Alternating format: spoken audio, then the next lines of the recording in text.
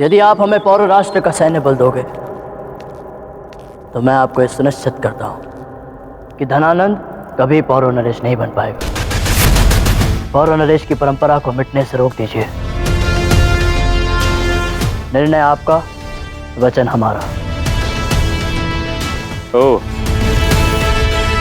तो तुम हो चंद्रगुप्त, पीपली वन के राजकुमार, आचार्य के द्वारा चुने गए अखंड भारत के भावी सम्राट। हाँ, मैं ही हूं, चंद्रगुप्त मौर्य। आज तक मैंने केवल तुम्हारे विषय में सुना था, किंतु आज तुम्हारे इस दृढ़ संकल्प को देखकर यह स्पष्ट हो गया कि मैंने जो कुछ सुना था वो सत्य ही था। तो बताओ रुद्रदेव, क्या तुम हमारी इस क्रांति में हमारे साथ हो?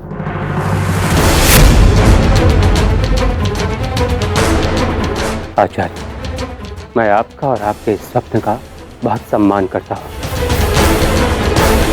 और मैं ये भी जानता हूं कि आप अपने इस स्वप्न को पूर्ण करने के लिए कठोर संघर्ष कर रहे हैं। किंतु आचार्य, पौरव राष्ट्र के लोगों के पास अब संघर्ष करने के लिए कुछ भी शेष नहीं रहा। हम लड़े भी तो किसके लिए लड़े? वो कौन है जिसके सम्मान के लिए हम लड़े? वो कौन है जिसके गौरव के लिए हम लड़े? आप तो जानते हैं कि महाराज पुरु की संपूर्ण पीढ़ी अब समाप्त हो चुकी है। राजकुमार मलय केतु के बाद अब आशा की एक किरण भी शेष नहीं रही। कोई भी उत्तराधिकारी जीवित नहीं रहा। राष्ट्र के लोगों में अब स्वतंत्रता की कोई कामना नहीं रही। मैं आपको पौरव राष्ट्र की संपूर्ण सेना को सुसज्जित करके दे भी दूं, तो भी आप धनानंद के विरुद्ध अधिक समय तक टिक नहीं पाएंगे, क्योंकि आप दोनों ही गुप्त रूप से उसके विरुद्ध लड़ रहे हैं। इस युद्ध का, इस क्रांति का ना तो मेरे पास कोई उद्देश्य है और ना ही कोई कारण। पौरव राष्ट्र के लोगों ने एक रक्त रंजित युग को देखा है, उन्होंने उसको भोगा है आचार्य। धनानंद की क्रूरता और उसके सैन्य बल की शक्ति को जानते हुए मैं उन्हें अब और क्रांति में झुलसने की आज्ञा नहीं दे सकता। वो कुछ भी करके पौरव राष्ट्र को हथियाना चाहता है। कदाचित मेरे स्थान पर आज महाराज पुरु भी जीवित होते तो वो यही निर्णय लेते, क्योंकि यहां प्रश्न है संपूर्ण पौरव राष्ट्र की सुरक्षा का। मुझे क्षमा करें आचार्य, मैं आपकी कोई सहायता नहीं कर सकता।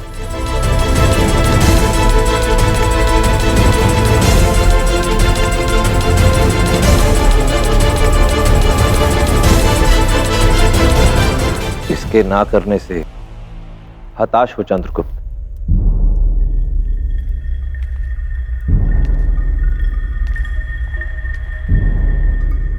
बिल्कुल नहीं, मैंने तो पहले ही दूसरे विकल्प के विषय में सोच लिया है।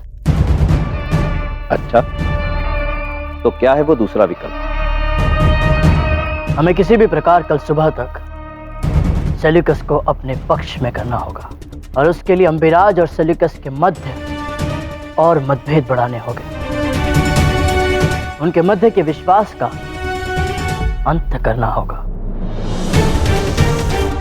तभी हम सेल्यूकस को मना पाएंगे कि उसे अम्बिराज को तक्षशिला के सिंहासन से विमुख कर अपना अधिकार स्थापित कर लेना चाहिए।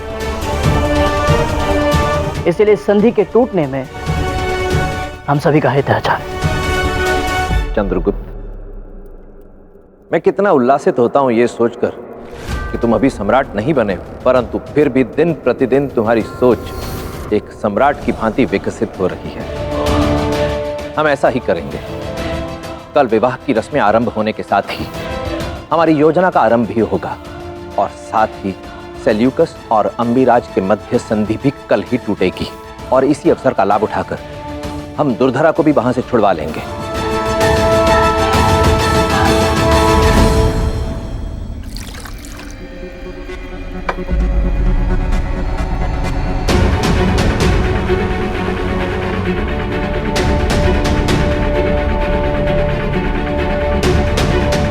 मैं समझ सकती हूँ आपके मन में अभी क्या चल रहा है राजकुमारी जी, किंतु कदाचित अब चंद्रगुप्त को ढूंढने का विचार आपको मन से त्याग देना चाहिए। यही आपके और आपके भविष्य के लिए सही होगा।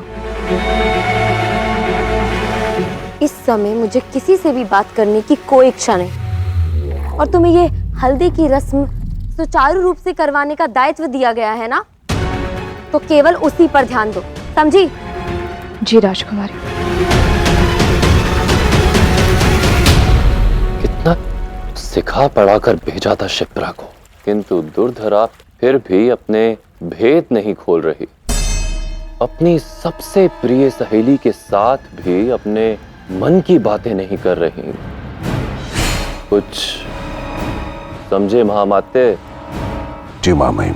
किस स्तर पर तैयारियां चल रही हैं मेरे विरुद्ध, जिसमें मेरी अपनी बहन ही सम्मिलित है। दुर्धरा को बलि की भांति प्रयोग में लाकर भी चंद्रगुप्त और उसके साथियों का पता लगाना सरल नहीं होगा महामाते। इसलिए मैं चाहता हूं कि आप उसकी सुरक्षा में कोई कमी छोड़ें। जानबूझकर आप उसकी आंखों के सामने से ओझल हो जाएं, उसे ऐसा अवसर दें जिसे वो चाहकर भी अनदेखा ना कर सके। केवल तभी हम उस दिल चट्टे और उसके साथियों तक पहुंच सकते हैं। जो आज्ञा महामहिम, ऐसा ही होगा। महामाते, इस सब में मेरी बहन को कोई क्षति ना पहुंचे। निश्चिंत रहिए महामहिम, उनकी रक्षा सुरक्षा मेरा दायित्व है, और इस अमात्य राक्षस के होते कुछ नहीं हो सकता। चाणक्य, अब मैंने अपना जाल बिछा दिया, जिसमें शीघ्र ही तुम, वो चंद्रगुप्त और तुम्हारे सभी साथी फंस जाएंगे, और मैं अपना अधूरा कार्य पूर्ण करूंगा, तुम्हारा अंत करके।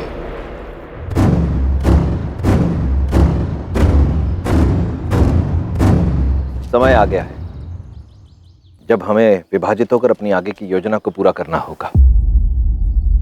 चंद्रगुप्त, तुम सेल्यूकस पर आक्रमण करोगे और ऐसे दर्शाओगे जैसे ये बात अंबी कुमार ने किया है, ताकि उनके बीच संदेह की खाई और गहरी हो जाए। और जब ये योजना गति में होगी, वही समय उपयुक्त रहेगा दुर्धरा को महल से छुड़वाने का। दुर्धरा के हल्दी समारोह में भाग लेने वाले संगीतज्ञों और नृतकों का समूह जा रहा है। मुझे आज्ञा दें। माई, मैं आपके लिए दक्षिणी द्वार पे बग्गी के साथ प्रतीक्षा करूंगा।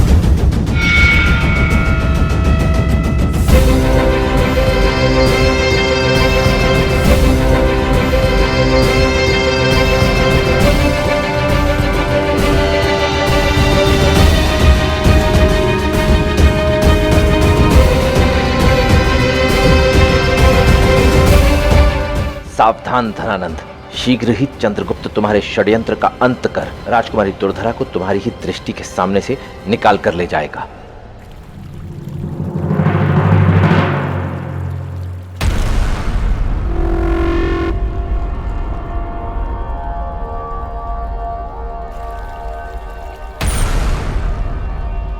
कदाचित शिप्रा का कहना उचित है।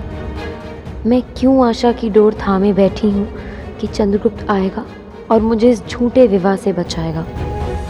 उसने तो पहले ही स्पष्ट कर दिया था कि मैं उसके लिए केवल कष्ट का एक कारण हूँ, जिसे अवसर प्राप्त होते ही वो स्वयं से दूर कर देगा। उसके लिए यही सही अवसर है मुझसे मुक्ति पाने के लिए। दुर्धरा, भले ही हमें मतभेद है, मनभेद है, किंतु फिर भी मेरा मानना है कि किसी भी लड़की के साथ विवाह जैसे संबंधों में कोई जबरदस्ती नहीं होनी चाहिए। ये संबंध दिल से हो, प्रसन्नता से हो तो सही, अन्यथा नहीं। इसीलिए चाहे कुछ भी हो जाए, मैं तुम्हें इस झूठे बंधन से अवश्य बचाऊंगा।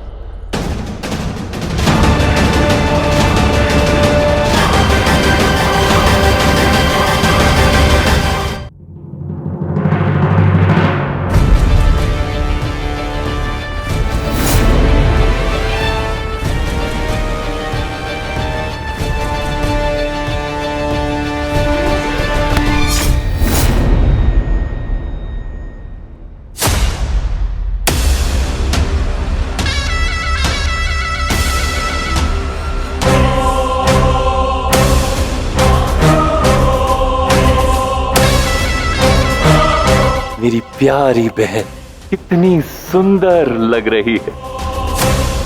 वैसे भी जब तुम बिना किसी आपत्ति और विवाद के मेरी बात मानती हो तो और भी अधिक सुंदर लगती हो।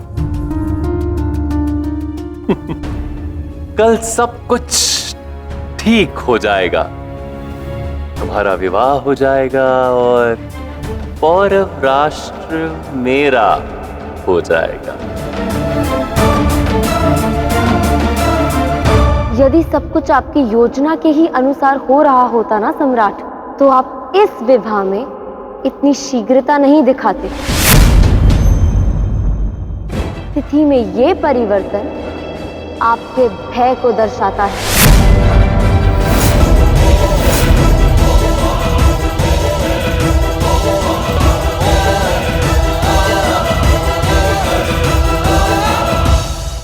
जितना चाहे आत्मविश्वास दिखा लीजिए, आपकी आंखें पढ़ सकती हूँ मैं, और उनमें मुझे स्पष्ट दिख रहा है आपको भय है कि कहीं चंद्रगुप्त आकर आपकी सारी योजनाओं पर पानी ना फेर दे।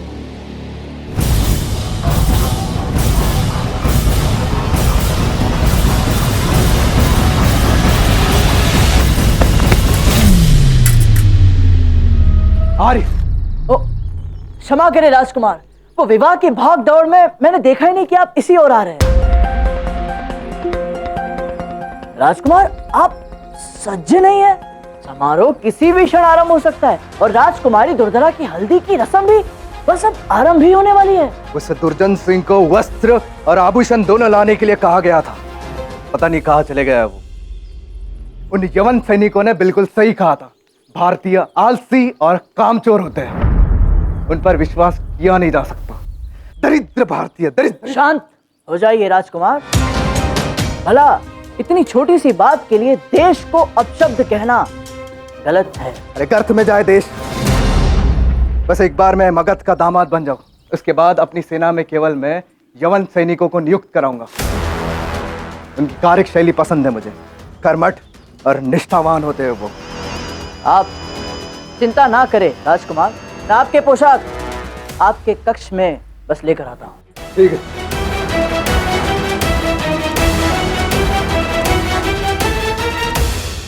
अब तुम्हारी ये कटार अम्बिराज और सलीकस के मध्य की घनिष्ठ संबंधों की डोर काट देगी।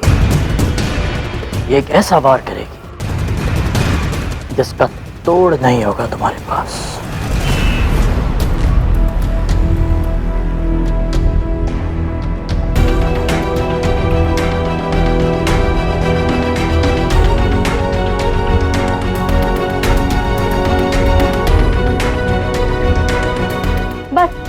बहुत हो गया, लग गई जितनी हल्दी लगनी थी।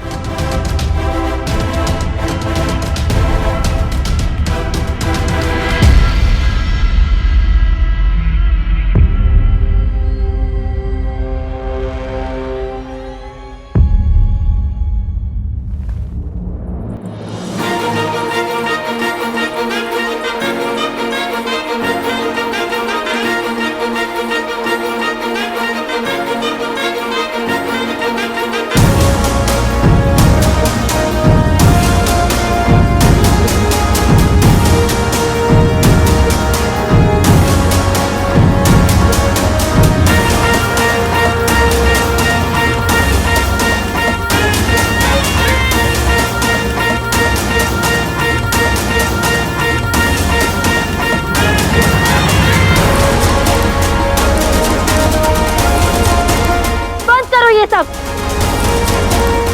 किसने बुलाया सबको यहाँ? मुझे इस सब की कोई आवश्यकता नहीं। हटाओ इन सबको यहाँ से। सुना नहीं राजकुमारी ने क्या कहा? निकल जाओ यहाँ से। हाँ हाँ, हम अवश्य चले जाएंगे, किंतु हमें हमारी प्रस्तुति का पारिश्रमिक तो दीजिए, कोई उपहार तो दीजिए।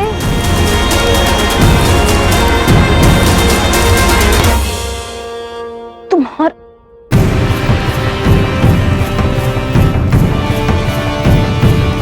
चिंता मत करो, चंद्रगुप्त के होते हुए तुम्हारे साथ वो कोई अन्याय नहीं होगा।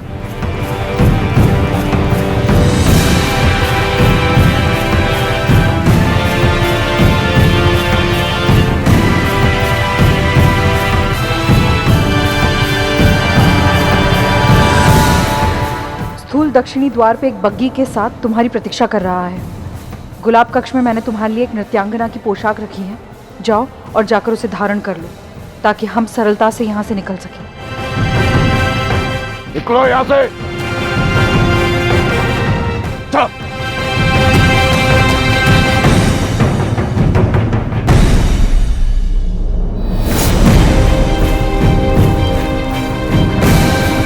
निकलो, जाओ, निकलो सब।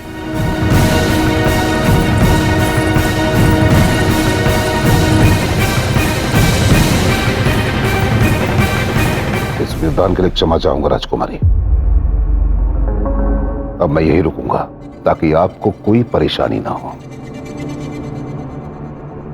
अवश्य।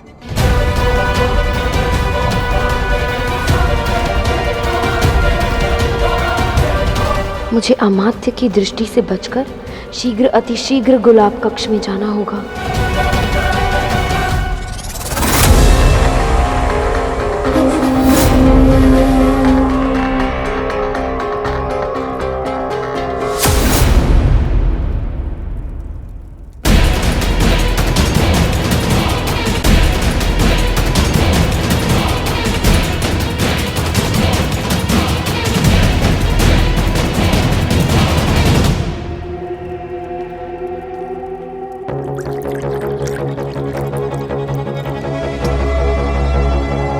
हमारे देश में दो समधियों के माध्य की घनिष्ठता से अधिक घनिष्ठ और कोई मित्रता नहीं है। आप देखिएगा शाह, ये विवाह होते होते सम्राट धनानंद और महाराज अंबिराज और घनिष्ठ होते जाएंगे और उनके संबंध एक अटल मित्रता को जन्म देंगे।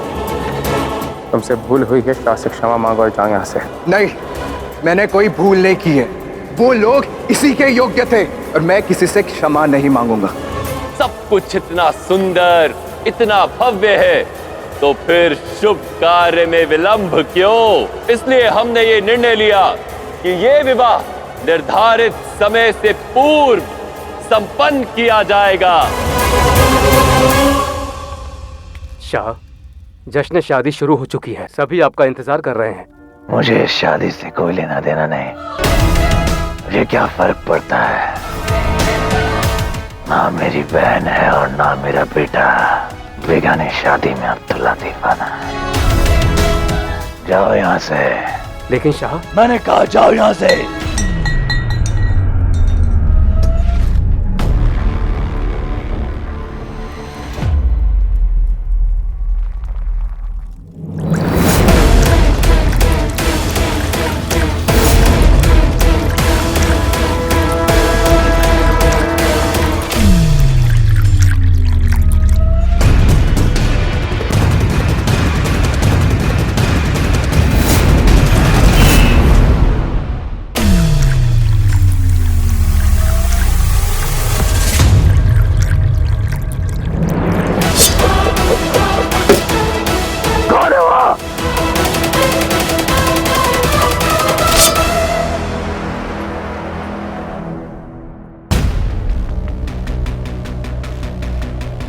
दुर्धरा को बलि की भांति प्रयोग में लाकर भी चंद्रगुप्त और उसके साथियों का पता लगाना सरल नहीं होगा महामात्य।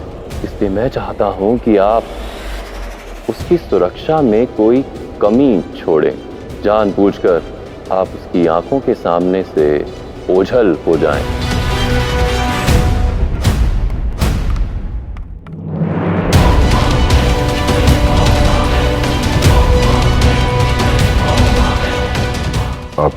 शस्त्र शीघ्र ही आपके समक्ष होगा महामहिम।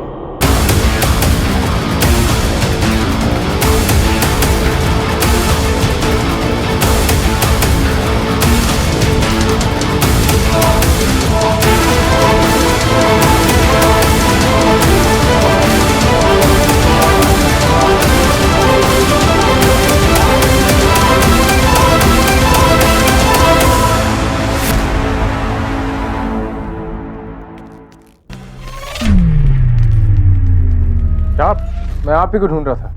कुछ सब आराम होने वाला है, चलिए। मुझ पर हमला हुआ है। हमला? ये क्या कर रहे हैं आप? और हमलावर उस तरफ भागा है।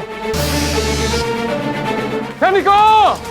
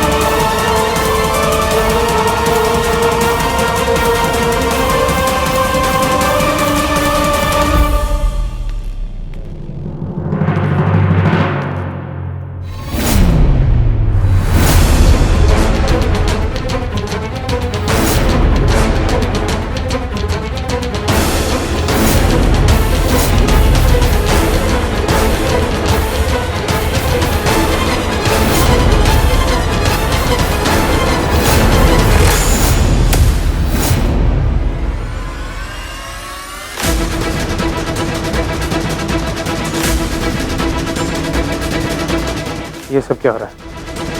महाराज, जैसे मैंने सुना कि महल में सैनिक किसी का पीछा कर रहे, मैं ही सो आया और इस व्यक्ति को भागते हुए देखा, किंतु जब इसने मुझे देखा तो इसने मुझ पर प्रहार किया, तो मैंने इसे रोक लिया।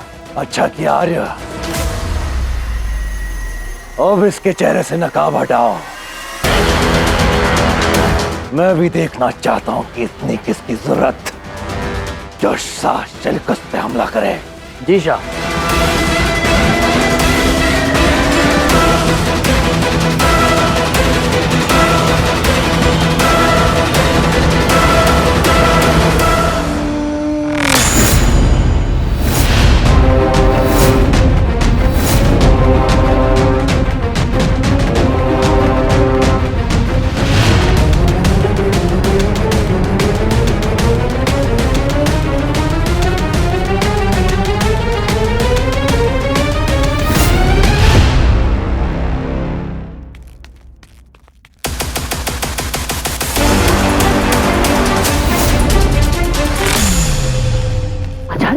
आप क्या कर रहे हैं? तुम्हें क्या लगा ऐसी विषम परिस्थिति में तुम्हें अकेला छोड़ दूंगा? आओ। चंद्रगुप्त, योजना सुनो। शीघ्र अपना ये वस्त्र अंबी कुमार को पहना दो। जल्दी करो।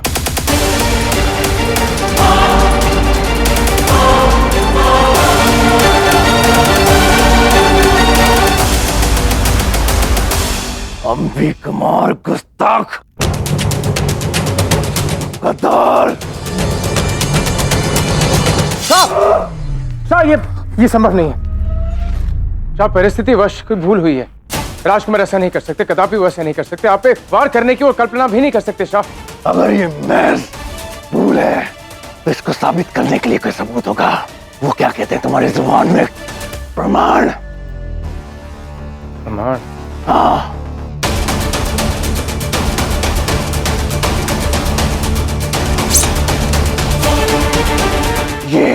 ये वही खंजर है जिससे मुझ पर वार किया था, मुझे मारने की कोशिश की थी। ये इस पर तक्षशिला का शाही निशान है। अब बताओ, ये खंजर किसका है? याद आया? ये खंजर अंबी कुमार का है और ये खंजर मैंने उसे उसकी 18वीं सालगिरह पर दिया था। गिरफ्तार कर लो इसे। शाह, अवश्य कोई भूल हुई है।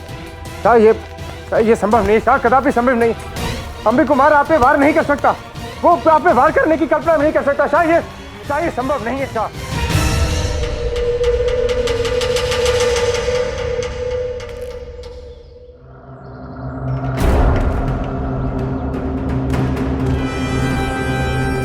स्थूल। आचार्य, आप यहाँ? चंद्र ने अपना कार्य तो कर दिया ना? हाँ स्थूल, सब कुछ हमारी योजना अनुसार हो रहा है। शीघ्र ही ये संधि और ये विवाह दोनों टूट जाएंगे।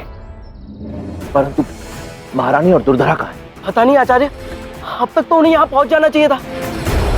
कहीं किसी विपदा में ना फंस गए हो। तुम एक काम करो, तुम जाकर देखो कहीं दुर्धरा किसी विपत्ति में ना हो। मैं यहीं इस अश्व गाड़ी के पास प्रतीक्षा करता हूँ। जाओ। ठीक है आचार्य।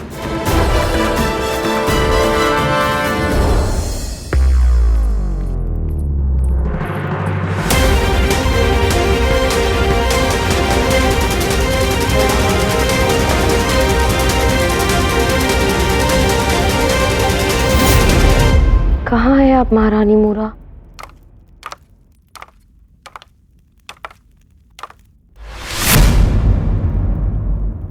राजकुमारी, आप यहाँ क्या कर रही हैं?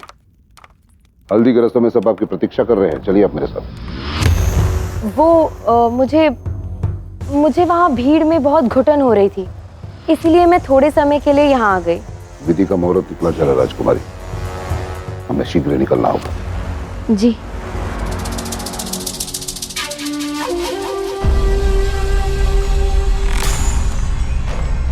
प्रतीत होता है अमात्य को मुझ पर संदेह हो गया है और महारानी मूरा यहाँ किसी भी क्षण आती होंगी। मुझे उन्हें यहाँ आने से रोकना होगा, किंतु मैं क्या करूँ? कैसे बचाऊं उन्हें?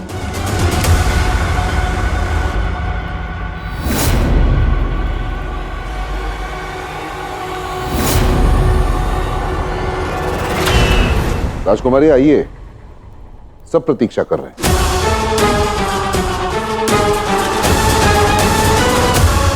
आप इसे अपना पक्ष प्रस्तुत करने का एक अवसर तो दीजिए। अंबे कुमार निर्दोष है, वो आपकी हत्या करना तो दूर आपका हित भी नहीं सोच सकता। शाह, एक अवसर दीजिए। अंबे कुमार को एक अवसर दीजिए। वो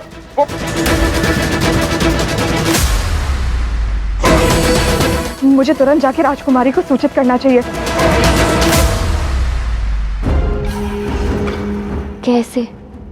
कैसे बचाऊं मैं महारानी मूरा को?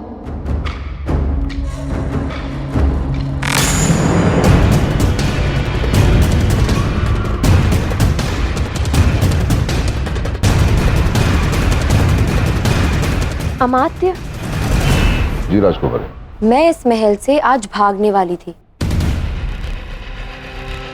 किंतु चिंता मत करिए, मैंने अपना मन बदल लिया।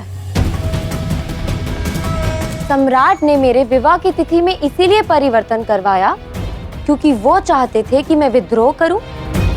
मुझे बलि बनाकर वो जो अपने मन की मंशा पूरी करना चाहते हैं, मैं उन्हें वो प्राप्त होने नहीं दूंगी। मैं यहाँ से भागने का प्रयास तक नहीं करूंगी। विद्रोह तो दूर की बात है।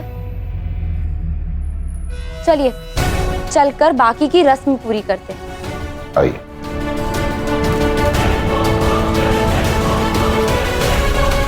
अच्छा, तो धूर्धरा मुझसे ये कहना चाहती है कि धनानंद उसके माध्यम से हम सबको पकड़ने का षड्यंत्र कर रहा है।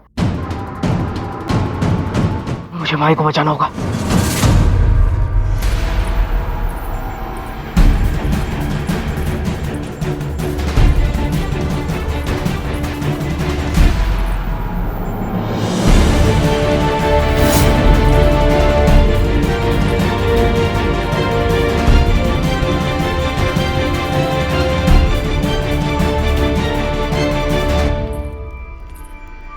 कहाँ रह गई दुर्धरा?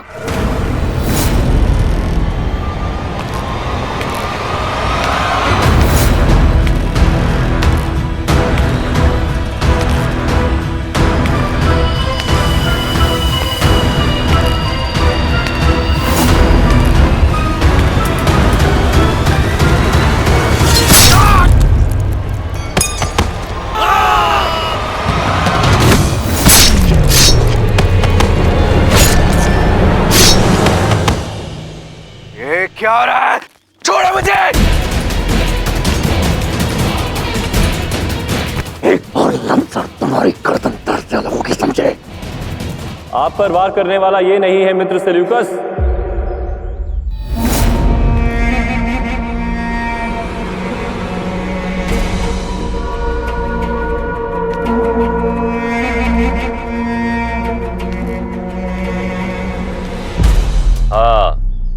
पर वार करने वाले ने स्वयं को बचाने के लिए और आपके और अंबिराज के मध्य शत्रुता उत्पन्न करने के लिए अंबी कुमार को मोहरे की भांति उपयोग में लिया। किंतु मैं जानता हूं कि आप पर प्रहार करने वाला दोषी कौन है।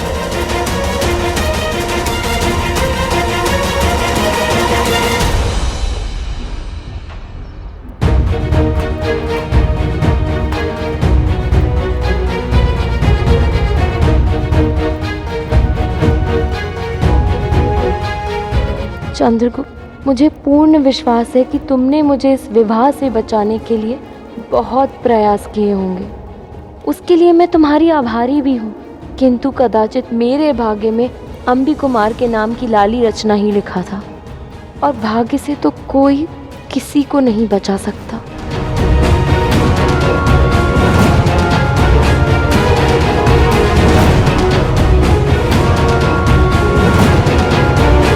राजकुमारी, राजकुमारी, राजकुमारी जी, शीघ्र चलिए। वहां राजकुमार अंबी कुमार को शाह सेल्यूकस पर आक्रमण और उन्हें मारने के प्रयास के अपराध के लिए बंदी बना लिया गया है। चंद्रगुप्त, मैं जानती हूँ ये तुम्हारी ही चाल है, किंतु भगवान से मेरी यही प्रार्थना है कि तुम इस सबसे सुरक्षित बाहर निकल जाओ, क्योंकि मैं जानती हूँ सम्राट किसी भी मूल्य पर यह विवाह और ये संधि टूटने नहीं देंगे। अंबी कुमार को मुक्त कर दीजिए मित्र, निर्दोष है वो। हाँ जरूर। तुम तो ऐसा जरूर कहोगे, आखिर ये तुम्हारा होने वाला दामाद जो है, इसलिए तुम इसमें अपनी दखल अंदाजी जरूर करोगे। लेकिन एक बात याद रहे धनानंद, ये मेरा जाती मामला है और मैं खुद अपने जाती मामलों को सुलझाऊंगा बिना किसी दखलंदाजी के।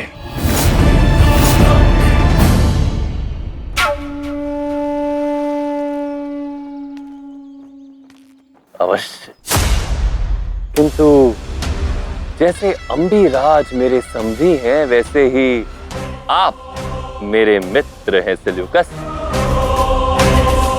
दंड देने का अधिकार निस्संदेह आपका है, किंतु एक मित्र होने के नाते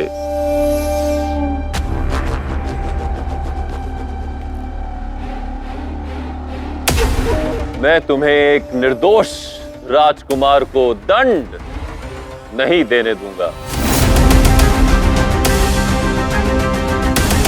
क्योंकि दोषी तो आज भी आप पर हाथ लगाए स्वतंत्र घूम रहा है।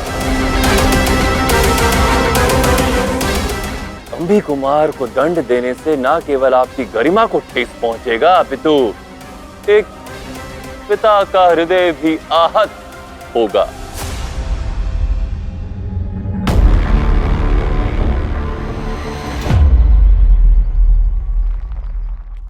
और तुम ये सब इतने यकीन के साथ कैसे कह सकते हो? तुमने तो कुछ देखा ही नहीं, तुम तो उस वक्त वहां थे ही नहीं। धनानंद हूं मैं, मेरी दृष्टि यत्र तत्र सर्वत्र है। भले ही मैं घटनास्थल पर नहीं था, किंतु मैं जानता हूं कि आप पर वार करने वाला दोषी कौन था।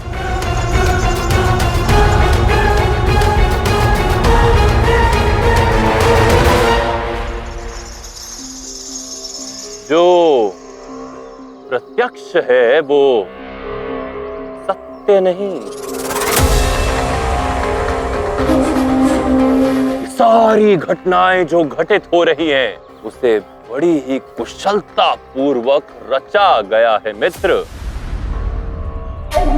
आज यहाँ जो सब हो रहा है वो कोई संयोग नहीं है मित्र, ना ना, ये एक सोची समझी चाल है।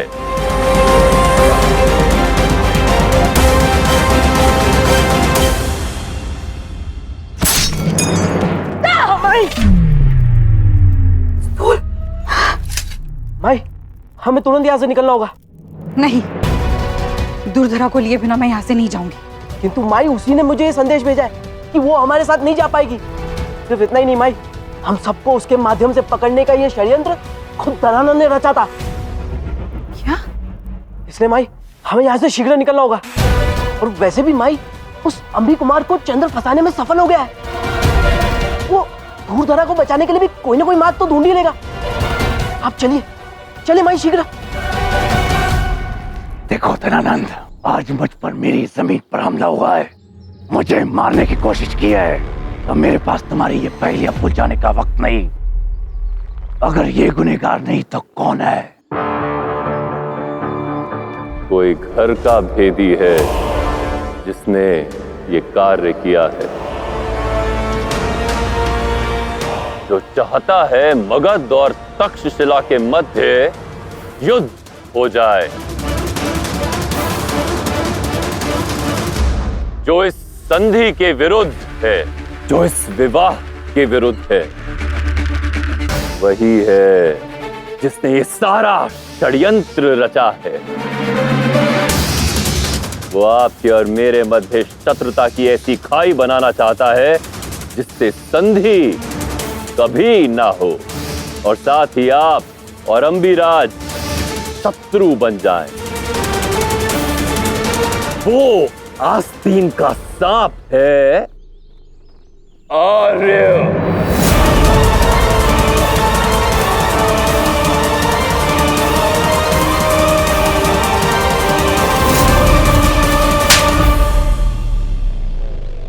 इतना दुस्साहस कि तुमने अंबी कुमार को फंसाने का प्रयास किया। अभिराज, इसे सजा देने के लिए ना ये जगह सही है और ना ये वक्त। सिपाहियों, पकड़ लो इसे।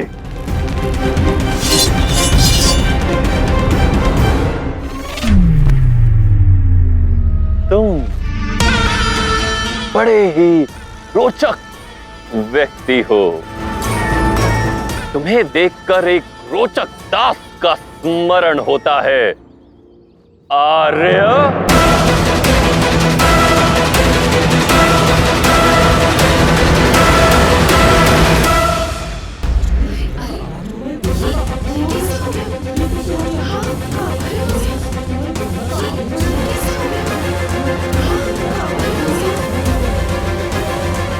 ये इतना शोर क्यों है? कहीं इसका संबंध चंद्र के सेल्यूकस पर आक्रमण करने से तो नहीं?